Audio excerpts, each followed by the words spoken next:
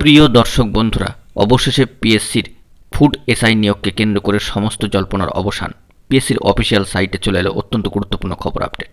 ভীষণ ইম্পর্টেন্ট খবর থাকছে এই ভিডিওর মধ্যে, সবটাই তুলে ধরার চেষ্টা করছি।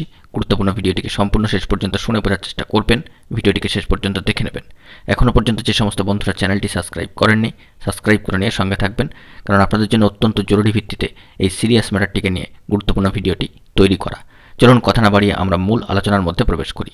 বন্ধুরা, ইতিমধ্যেই সমস্ত জল্পনার অবসান। ফুড এসআই নিয়োগকে কেন্দ্র করে কার্যত ধুন্ধুমার পরিস্থিতি তৈরি হয় এবং সামাজিক সাইটে ও সোশ্যাল যে সমস্ত মিডিয়া রয়েছে সেখানে নানান ধরনের খবরাখবর কিন্তু উঠে আসে। ইতিমধ্যে চাকরি প্রার্থীরা কিন্তু পিএসসি অফিস অভিযান করেছে। কার্যত তারপরেও গুরুত্বপূর্ণ একটি তথ্য আপডেট উঠে এলো সরাসরি পিএসসির অফিসিয়াল ওয়েবসাইটে। অত্যন্ত গুরুত্বপূর্ণ তথ্য, সমস্ত জল্পনার অবসান।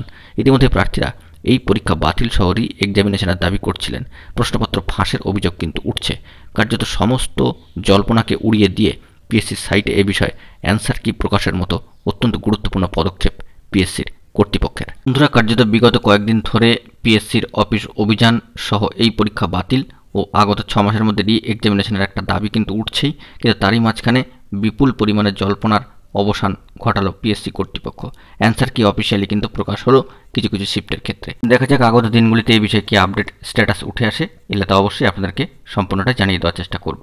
বন্ধুরা, এখন এই পর্যন্ত গুরুত্বপূর্ণ আপডেটগুলি পাওয়ার জন্য চ্যানেলটিকে এখনই সাবস্ক্রাইব করে নিয়ে সঙ্গে থাকুন। ধন্যবাদ।